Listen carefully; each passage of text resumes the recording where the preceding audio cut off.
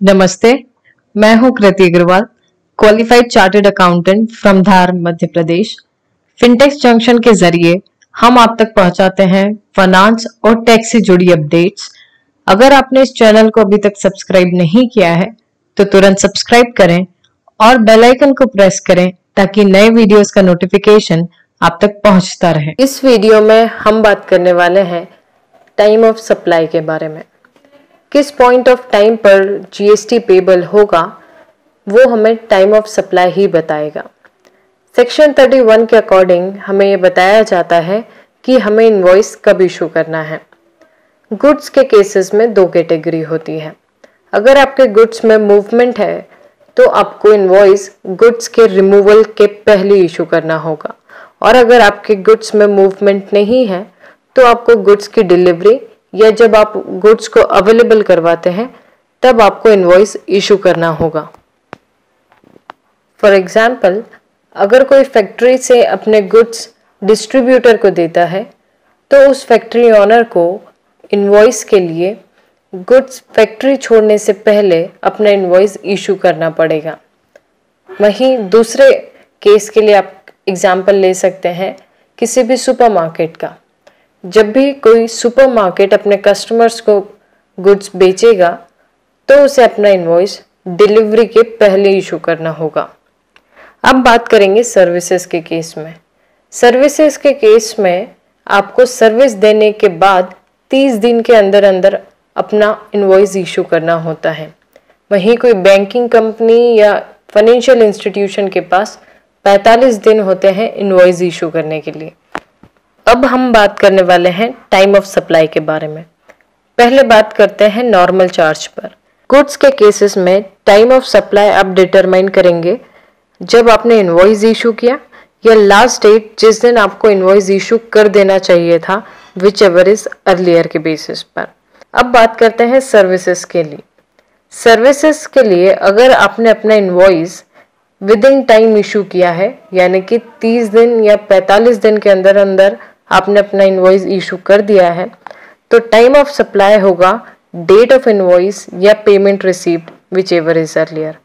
लेकिन अगर invoice within time issue नहीं हुआ है तो आपके पास date of completion of services या payment received whichever is earlier होगा।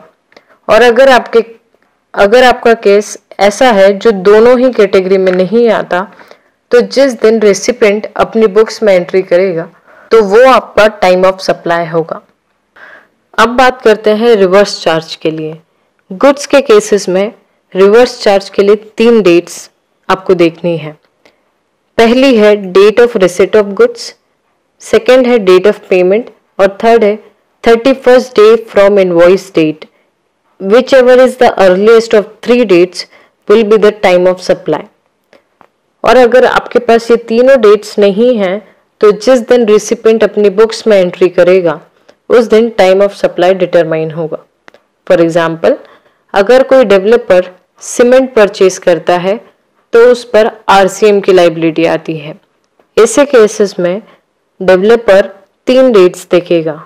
पहली, जिस दिन उसे सीमेंट रिसीव हुई, दूसरी जब उसने पेमेंट किया, या थर्ड इनवॉइस डेट के 30 दिन के बाद जो डेट होगी वो डेट वो कंसीडर करेगा। और इन तीनों में से जो सबसे अर्लीस्ट डेट होगी will be the time of supply. Services के केस में 2 डेट इंपॉर्टेंट है, डेट ऑफ पेमेंट और इनवॉइस डेट के बाद 61st डे की डेट। इन दोनों में से जो अर्लीस्ट डेट होगी उस पर टाइम ऑफ सप्लाई डिटरमाइन होगा। लेकिन अगर आपके पास ये दोनों डेट्स नहीं हैं तो जिस दिन रिसिपिएंट ने अपनी बुक्स में एंट्री की है उसे टाइम ऑफ सप्लाई डिटरमाइन किया जाएगा। अब बात करेंगे एक्सेस अमाउंट की। किसी भी बिल के अगेंस्ट अगर आपको एक्सेस अमाउंट मिलता है तो उस पर भी जीएसटी पे करना होता है।